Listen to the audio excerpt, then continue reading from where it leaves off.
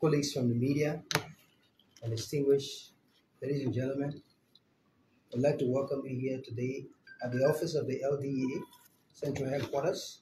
We've called you here purposely to provide media update. As you may be aware, since the director took over, there's been a lot of vigorous activity across the country to ensure the fight against drug abuse.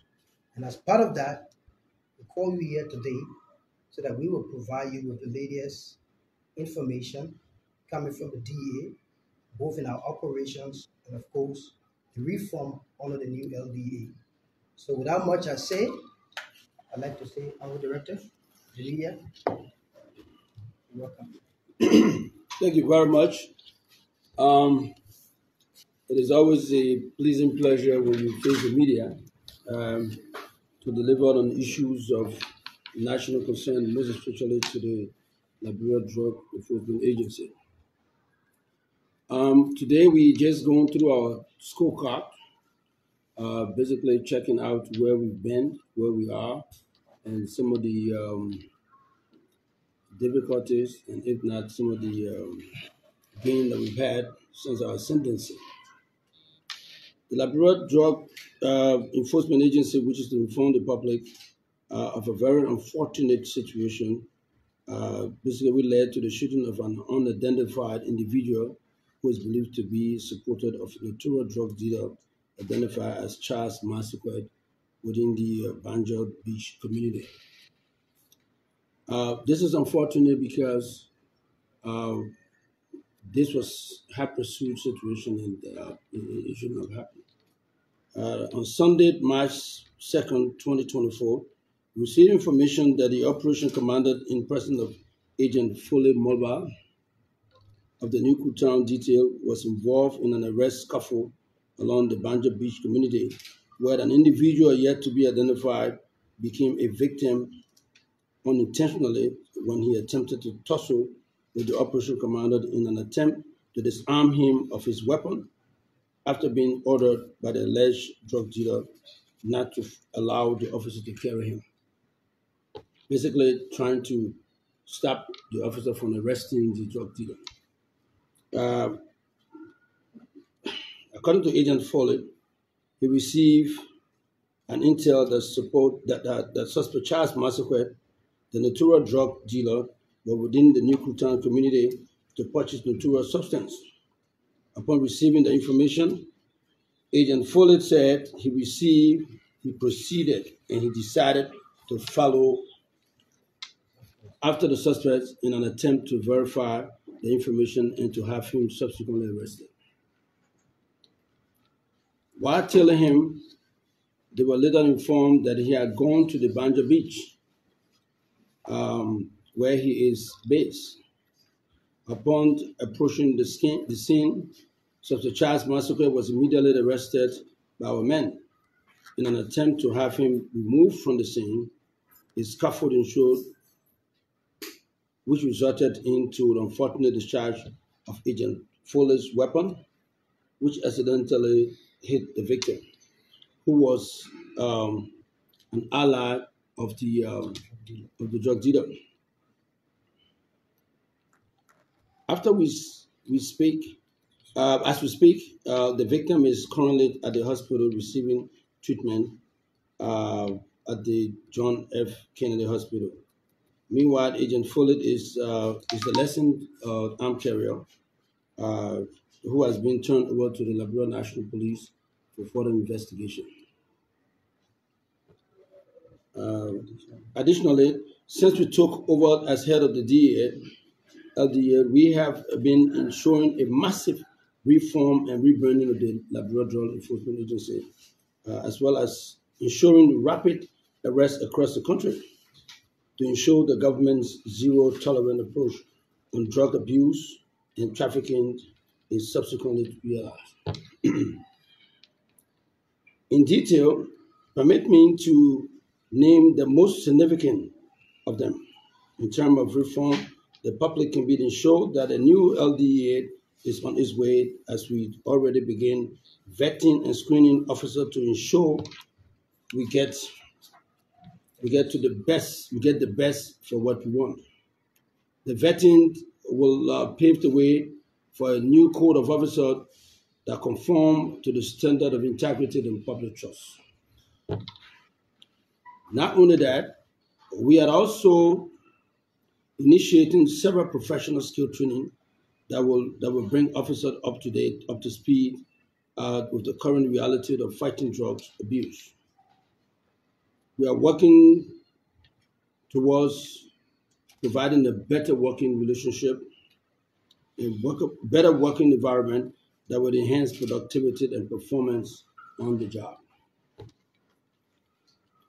Our target is to ensure that as we have said consistently, we want the LDEA to have a truly accountable and responsible, to be accountable and responsible in the discharge of our duty. And so therefore, as we prepare them, for such tasks, it is our wish and aspiration that the needed resources and support that will enhance a better LDEA professional. Our accounts of drug seizure and arrest, on account of drug seizure and arrest, I've been informed that LDEA under our stewardship is less than a month old, and we have arrested huge narcotic substance in the tune of LD $32,146,287.84. I will give you an accounting of the various drugs that we've actually arrested of late, basically which amount to $166,561.60 in US dollars.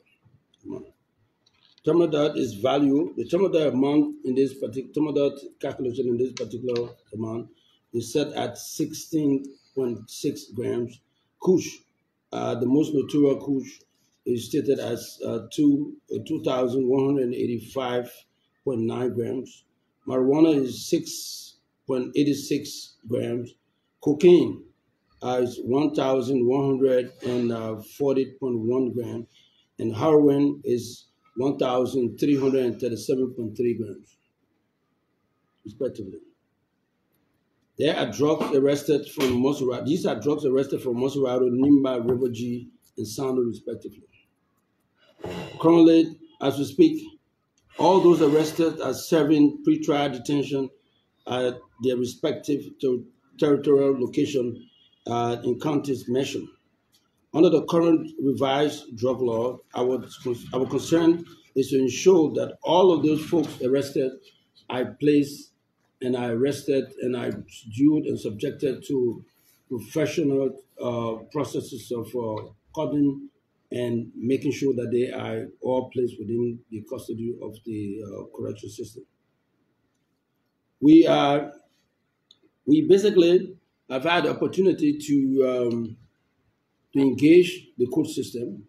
Most of the courts around the country are still not abreast with the new drug law. They still set bond arrangement for those guys. We had to call back to the various counties, requesting them to adhere to the new drug law. And most of the arrests are placed like this because when we started the operation in Monrovia, most of the folks out here decided to run back to the hinterland. But then our operation basically was set to await them because we actually anticipated that they will all leave Monrovia, go to the various mining sites. And so the operation basically set different tactical approaches, and most of them were captured. River G, a lot were arrested. We are yet to get most of the drug information from other counties. These are the counties that we actually collected as of date. And so we also have within our custody here the drugs that were arrested by my predecessor that are placed within their offices. We've never opened any office that the predecessor had since we took over. Why? Because we wanted to have a complete accounting of complete accounting of whatever it is. We have asked the government to do us an audit, both financial audit and the drug audit of what we met here, because we intended to be transparent to everyone, and that has not allowed us to actually go in the back of my predecessor, since in fact he said he left drugs there based upon the calculation that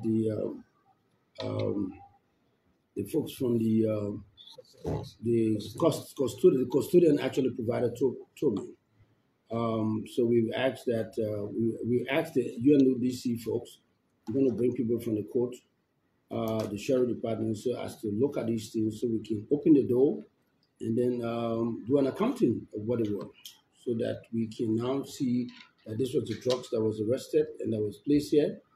Even though we have not seen anybody being prosecuted by that situation, we have another drugs here that the meth that was arrested at the RIA that actually placed in the offices of the former director. We have not touched them. I think that drugs that were linked to Ms. Finabondo, that drugs will stay here. We are not settled on them. And I can also make this clear to you that every drug that was arrested that are still they're still lingering concern about them. We're going to investigate them. Starting from the $100 million case, we are going to go after it. We've started putting questionnaire together. We consulted our lawyers. We will start to put that in place, including the one that arrested at RA, which is linked to Madam Finda Bondo. It is our own interest to making sure that the issue of drugs in this country is addressed holistically and professionally, because the enormity of the problem we have, I will make sure that you are exposed to the stats that we have. Incredibly, we now, Liberia, a country of 5.4 million people, we have 20% of that 5 million people under the influence of drugs or using drugs or are peddling drugs. 20% of that particular number using drugs. So the other that 20% you have, which is actually equivalent to 1 million of our population under drugs. That is scary. For me, as a Liberian and as a parent, is scaring the health element. And that's one of the reasons why, and because of my belief in this government and in this president's quest to address this drug issue, one of the reasons why I took this job. And I can assure you that with the officers, with the folks that have surrounding me, we are going to go all out to ensuring that we address this issue without any favor to anybody. Once you are there, we are going to make sure that every person, anybody, irrespective of your status in society, once you are within our line of operation and you are a peddler, you are a distributor, you are a dealer, we will arrest you, we will put you before the magistrate court and make sure you are prosecuted by our higher court. One of the reasons why we have basically decided to be a little considerate with regards to the rehabilitation component, and I'll drill you a little bit with regards to what is our action. Under the new act, rehabilitation is a component under the new act for us. But because we do not have the requisite facility, the infrastructure at this point, we have decided to hold on to the raiding of the streets. We can do the street raiding in about 2 days. I can clear the whole of Monrovia. I can tell you that clearly. It is simple. But when you clear the folks that we did when I was in the police force, when we did the total base, clear the folks, we took them out, and I was of strong opinion that the folks in the NGO community, the folks in the Ministry of Youth and Sport actually have put up some backing as to how we can accommodate this guy in the system. But to my surprise, the folks, there were nothing out for them, and I was off for law and order. We took them off red light at the time. Red light was fine. Everything was good. People are using their phone nowadays. But then the guys transferred the crime from right there, their presence from there, straight to Piano Building on Center Street. We're not prepared to repeat that anymore. We have the capacity, we have the understanding to get them. What we currently doing is to code them, which is part of 100-day delivery. We're going to code them, go to the rural ghetto, get them, codify them into a systematic approach. And once they are systematically placed on our database, we will tag them and wait for the construction of the rehabilitation center. However, what we intend to also do is to enter into a private-public partnership with most of our folks out there who have private rehabilitation structure. We have Mother of Grace somewhere around the Rafi Highway. We're going to be engaging them tomorrow. And there are other institutions like Senator Dillon has another institution. We'll be engaging them so as to accommodate some of these guys. When we approach them, when we've already coded them into our system, we'll transfer some of them into the facility so as to build a point of satisfaction for our people. The folks out there, they are victim, they're not criminal. We have two people in our system. We have the ones that are trafficking, that are peddling, that are distributing, that are dealing. Those guys are judicial crime. Those are the guys that we are going to be put before the criminal justice system. But the other guys that are on Rounder Street and Center Street, all the places around the country that are taking these drugs, for us, they are victim of the situation. We will find means to process them through our rehabilitation process. When they go to rehabilitation, we get them from rehabilitation. There are steps in the rehabilitation process. At the end of the day, we have Ministry of Youth and Sport, we have Ministry of Labor, we have Ministry of Commerce, and we are just going to be the guys picking them up, coding them, and distributing them to the rural institutions. And that's what we're going to do. So I want you to lay the fear today that we are going to go out, the guys in the street that are banking at your community, because that's the most thing I have right now. Everywhere I'm passing, ABA, you're doing a great job, but you see, I got ghetto right next door to my window. All of these calls for raiding the ghetto to find. But you have to have the infrastructure to get them. I can raid the ghetto. What we're doing right now, strategically and tactically, we're going after the distributor, the guys who's bringing it in, and the guys who are basically dealing it. For my collection now, from what we just seen here, we have guys who are distributing. We got a couple of them today, this morning. 3 o'clock this morning, we had an operation from 3 o'clock to 6 o'clock this morning. After a guy who's a distributor, he's now in our cell. Yeah, they're just talking to court, right? Sure. Now he's going to court again. He's going to be added to Mr. the other guy, Obi. Japan. Well, yeah, Japan. So at the end of the day, we will prosecute these people to the best of our ability. I will tell the Liberian people, the only thing I'm calling them, use this podium here. Drug issue is not a play. I'll tell the folks at the Ministry of Finance, tell the folks everywhere that the support for the LDEA has to be paramount. This is a single project that the president campaigned on. One of the reasons why I took this job because I want to make sure the president succeeds.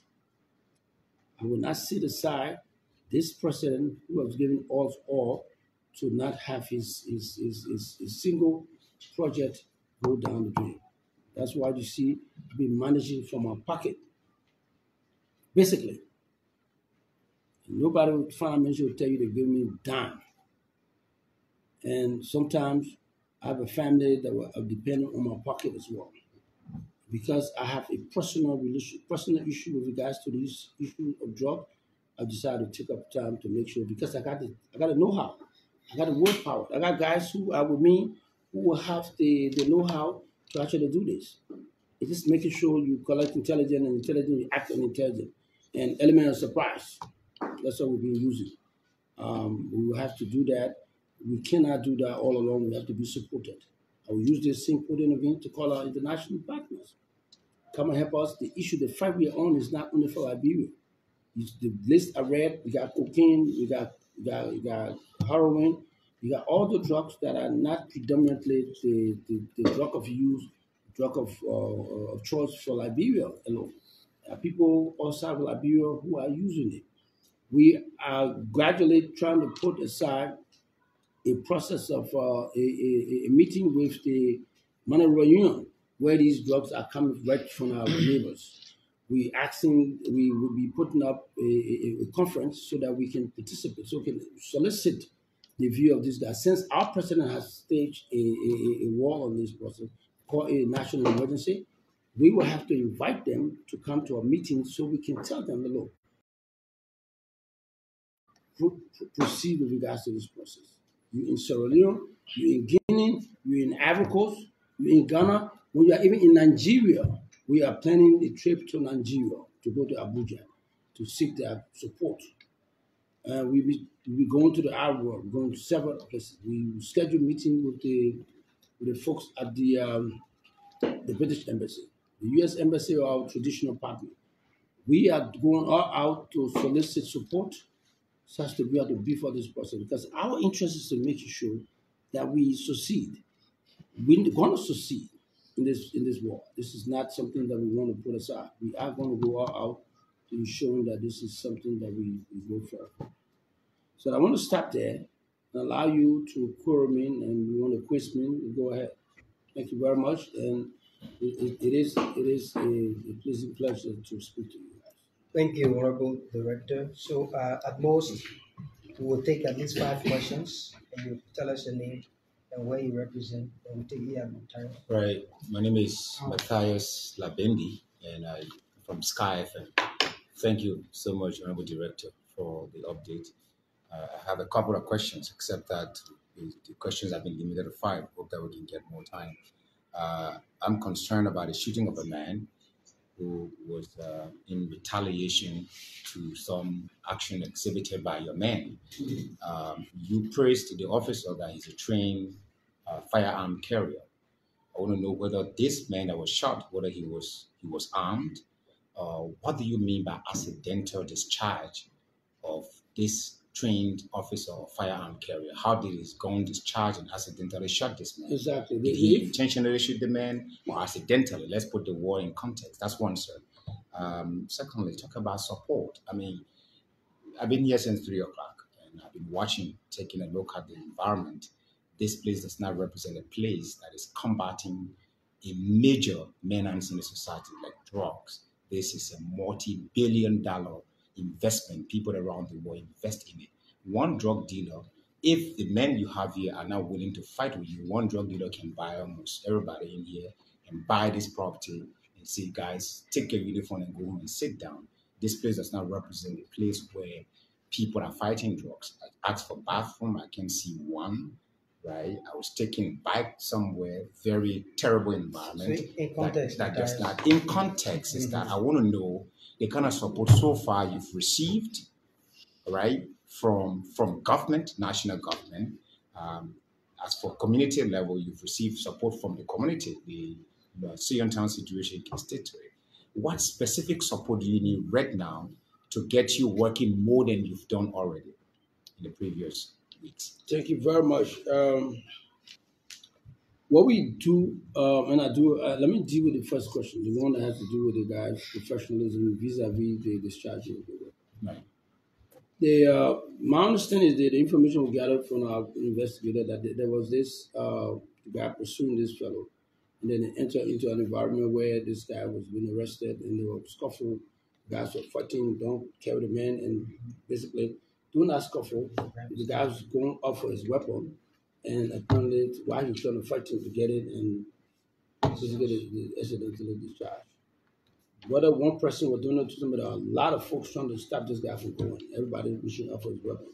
And we were fighting to get his weapon back to him, and he discharged. So the process is still being investigated. We not as investigated structure we are. We've transferred them to the LMP so as to utilize the expertise they have there as well. Right. We have expertise in identifying drugs, arresting drug dealer, and prosecuting drug dealer. The expertise, they're experts within the LMP arrangement that got statutory responsibility to investigate. So we spoke with the IG and we transferred the folks to the folks out there. I want to commend the police for assisting us transporting the folks. So we don't have transportation as deprived as we are. The LNP also deprived as well. So this clearing code is also going for the LNP as well. We all need the support that we need. So LNP used their own time and they put the guy in the care. The keke broke down later when the situation happened. The keke broke down in the Freeport, so we had to find another keke to take the guy from there. I mean, it's not funny, but the circumstances surrounding it is a little bit trivial. So we took the guy from there and brought the guy to the JFK. It's that bad the situation is, and the government is also struggling. And I was hope that security become take precedent over these things, because where we find ourselves at this point in time is scary.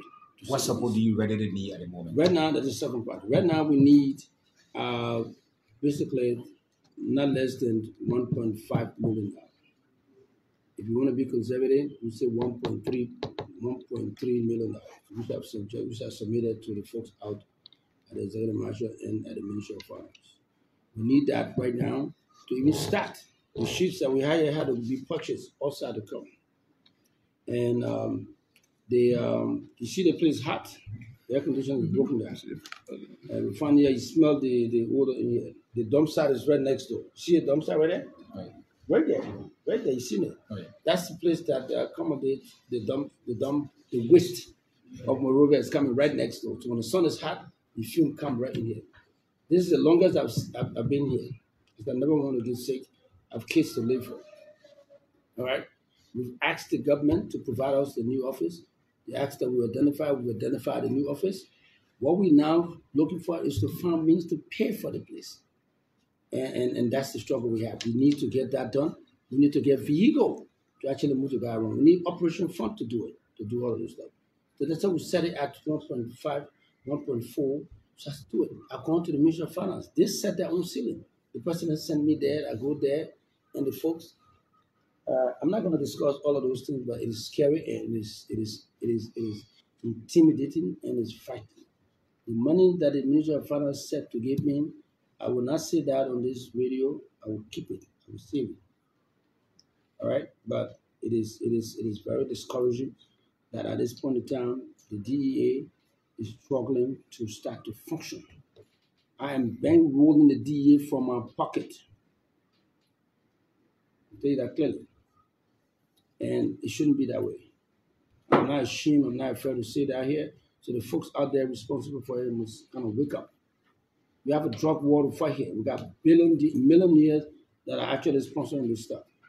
Went down to somewhere today where the guy in the night, under the cloud of darkness, cover of darkness, we went to the guy's place, while we're waiting for the sheriff with the search warrant. The guy has $385,000 buried behind his bathroom. That's the kind of shit we're doing. I'm sorry for that French, but that's what we are fighting with. You have to go in there, dig up that thing, use the shovel to dig it up and get it up from there. Yes, and this is the. I've been a professional guy all my life, but this other professional stuff, it's messed up, to say the least. But you know what? As a patriotic citizen of this country, and as a Liberian fighting for the soul of our country, I have to do this. I've not slept since 3 o'clock, monitoring that operation from the beginning to the end. And we arrested the guy, and the guy died before a magistrate court right now. So, and we got several other stuff to do. If everybody's serious to get this stuff away, to address this drug issue, there has to be a way for better than this. We have to find a better way than what we're doing right now, bro. If we're done, we're fighting a losing battle. I can tell you clearly.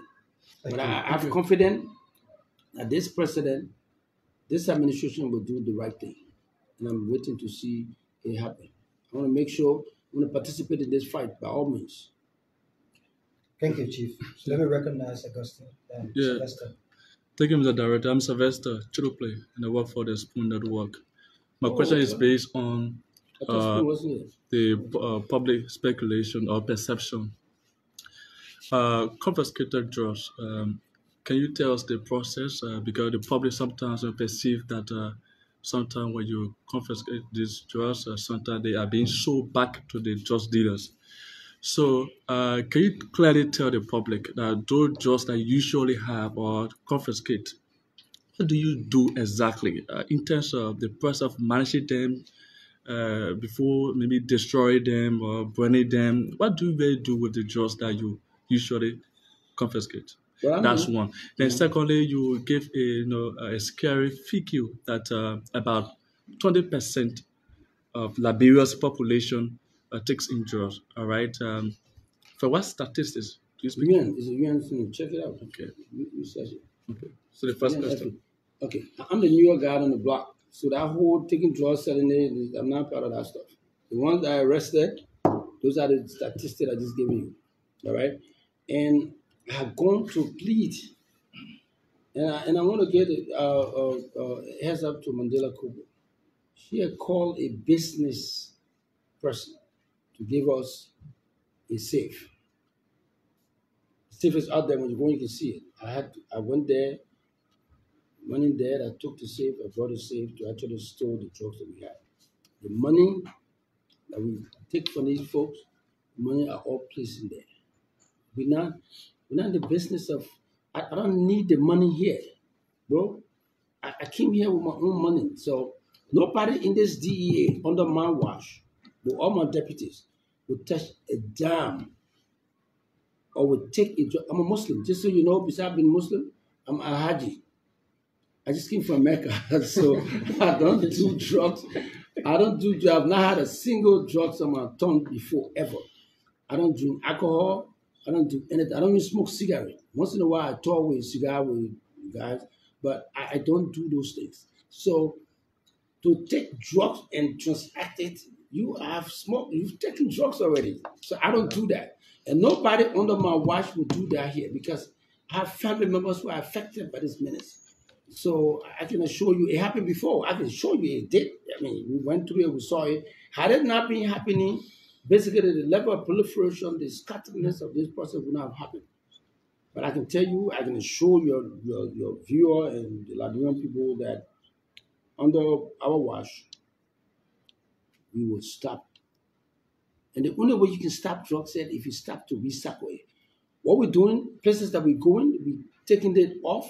The fact that the guys are running away now, leaving places, they abandon communities and going to different places, going in the interland. Now apparently the other strategy has stopped because they now see that we're arresting them there. So apparently most of the hardcore dealers and distributors have left the country. They flew through the airport. They're gone. I don't mind. People tell, they want to know the man. No, let the man go. The man is going, let him go.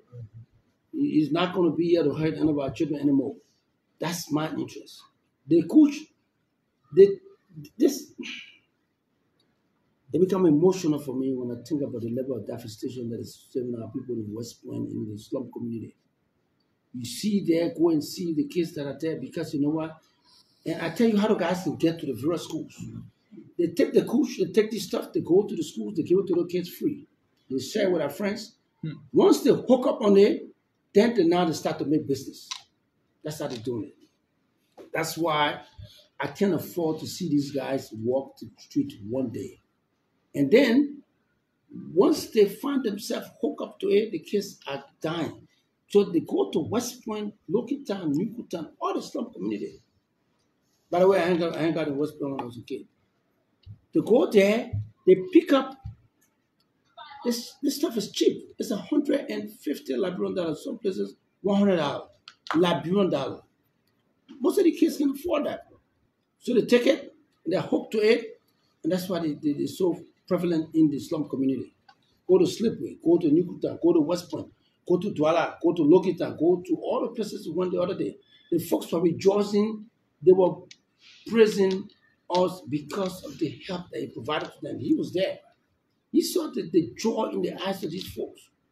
And that's why I want our people in the Ministry of Finance and other places to see that while you have competing priorities, look at the DEA. The LDEA is a way to save this country right now.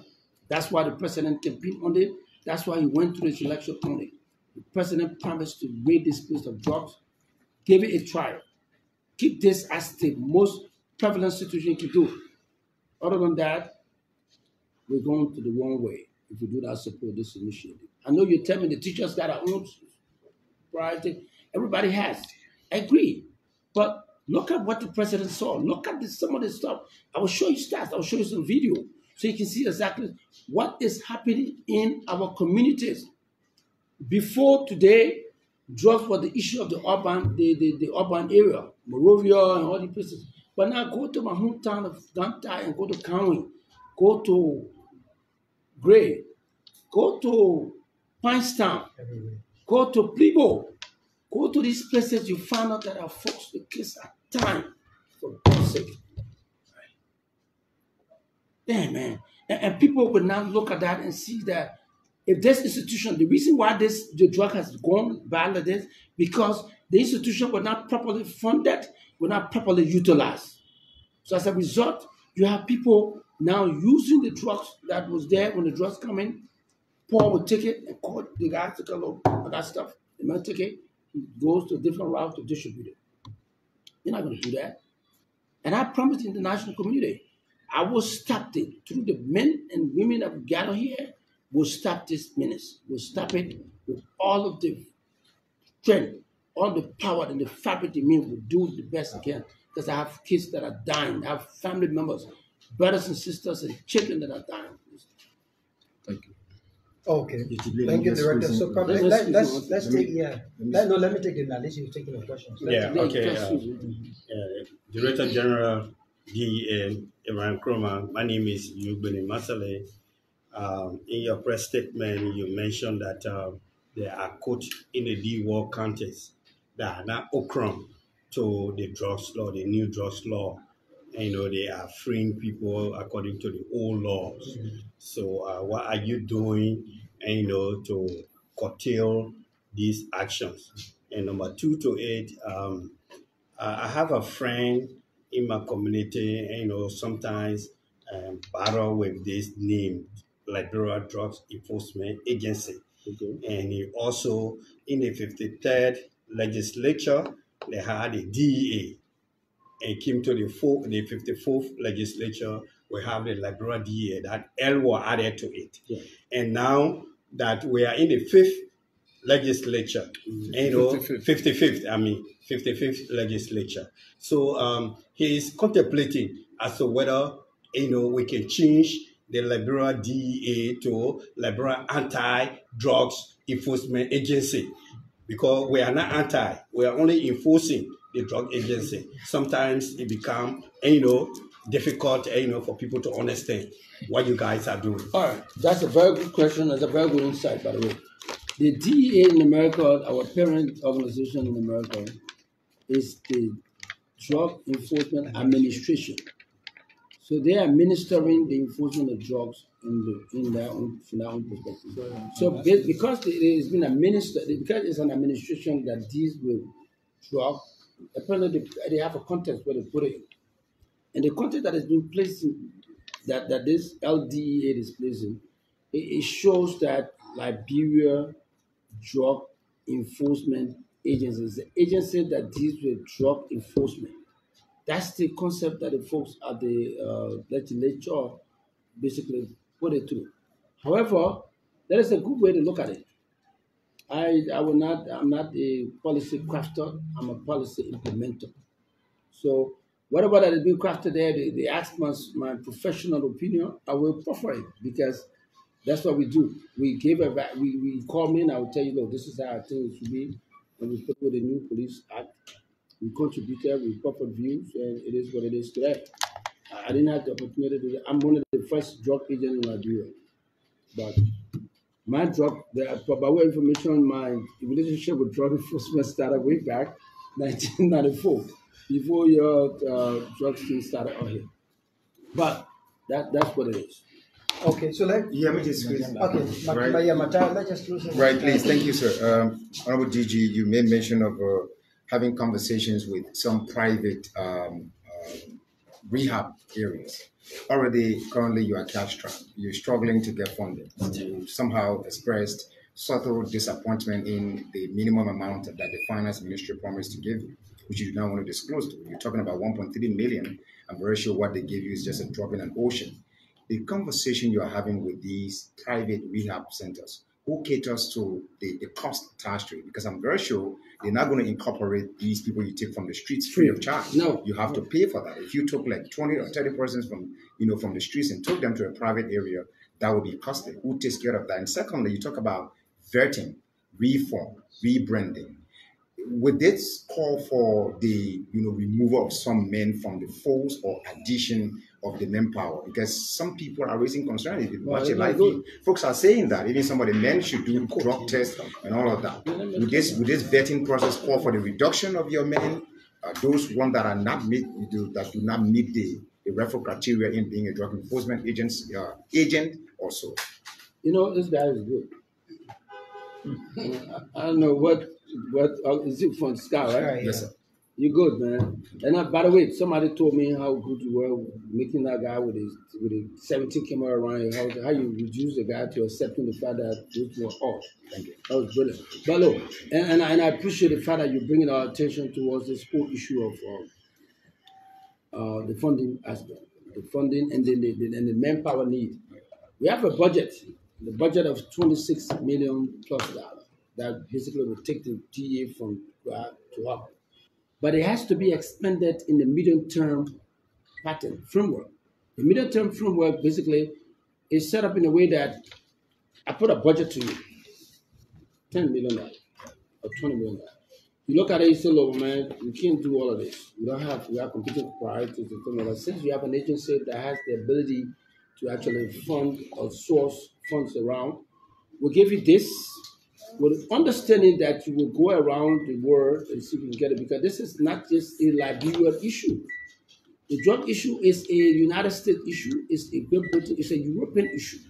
So there are reasons for all of us to believe geopolitics will tell you that the world need our president and our assistance, so they will come to help. The UN established a whole department to actually do this process. They have the UNODC. Basically, they also have vested interest in this process. The United States government has vested interest in this process. So we will allow the 26 million to be our budget, and whatever that can be afforded, but that can be accorded to us by the government, will take it, which must be a little bit comprehensive. So we can take that and go to source for other places so they can help us to do this battle. And I can show the international community with the groups of officers that we have around this process, we will stop the transfer, the usage of Liberia as a transit point. We'll stop it. We are beginning to establish a real contact with regards to the folks that are doing these things. Because I'm actually going to be working with the UNODC tomorrow.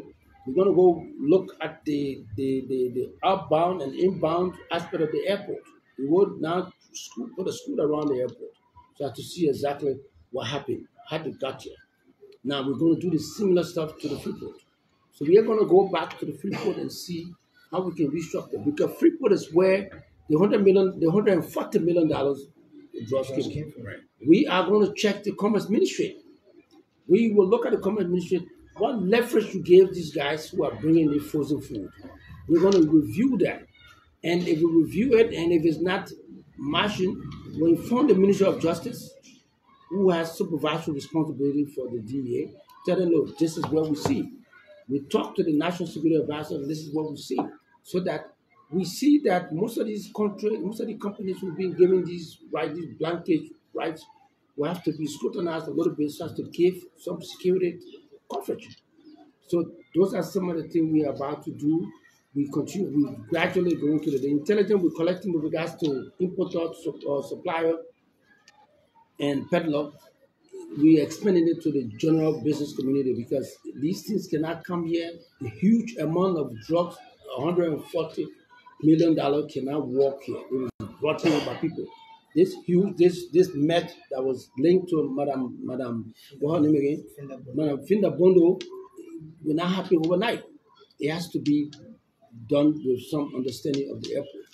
We've already we're going to tighten the mobile visit tomorrow by the UNODC, so as to actually find a way to tighten some of those areas. By this communication today, I'm sure most of the guys who are in this business will understand that there's a new sheriff in town. There are new sheriffs in town, because I'm not the only sheriff in town now. The Senate of the Liberia just confirmed, just went through three of us, even though my guys are still yet to be confirmed. We're waiting for them. That's why you see my one is sitting out here. That's why you see my one is having a midnight situation. I was up 3 o'clock because I have to single-handedly supervise these things because my guys are not confirmed. We're not going to violate the process. However, we are going to go. I'm for now going to go after them. We hope that my guys will be confirmed tomorrow.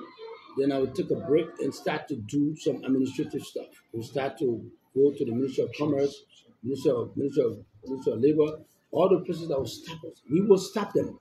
They do not understand this town like some of us. We'll stop them. I can assure you. And again, just to follow up on the guy who is actually at the hospital right now, we've gone there. We've underwritten the cost of the thing, and we try to find family members. We empathize and sympathize with the guy. But this is, you don't do these things. However, that's human life. Human life is more valuable than anything, special. So we are very, very disturbed about it. And I've used this medium to tell the folks out there, the DEA is actually trying to save life. Do not be in between the DEA. And I call all the other security apparatus, the police, the immigration. When you find the DEA in their operation, if you can help us, don't stop it. Don't be a hindrance to it. All right, and that goes out to our citizens as well. All right, but it is regrettable. It is a serious regrettable situation for that guy to be fighting for his life. And in fact, he should just be allowed the DEA to do their work. You know what I mean? And if you got a godfather who's into drugs, the best you can do is stop him, tell him not to do it. But the guy we arrested today, his mother is blind. He has another guy who is sitting by the blind woman, selling his drugs by the blind woman, for God's sake. The blind woman in the New Jersey area, the guy is a big distributor. His mother is blind, but the mother is sitting by the zinc shop where his drugs is, where he's sitting in the comfortable area. And he has a guy, the kid sitting there. The kid has the thing and distributing the video. How do you do that?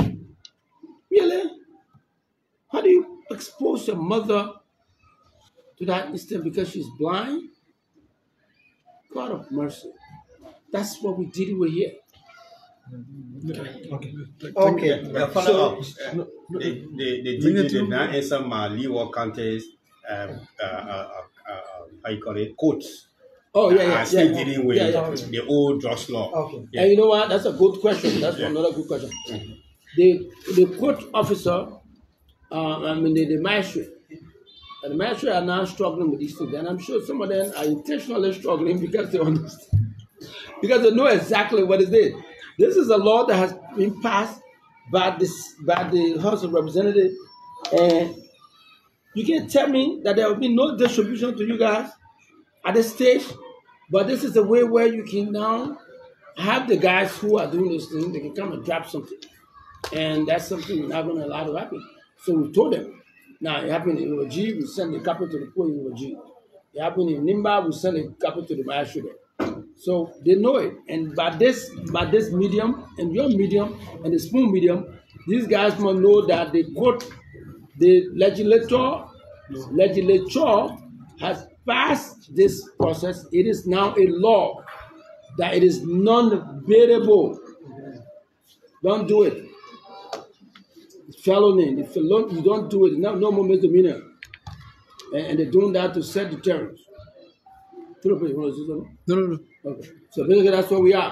Okay. Thank you. So, we'd like to say thank you so much,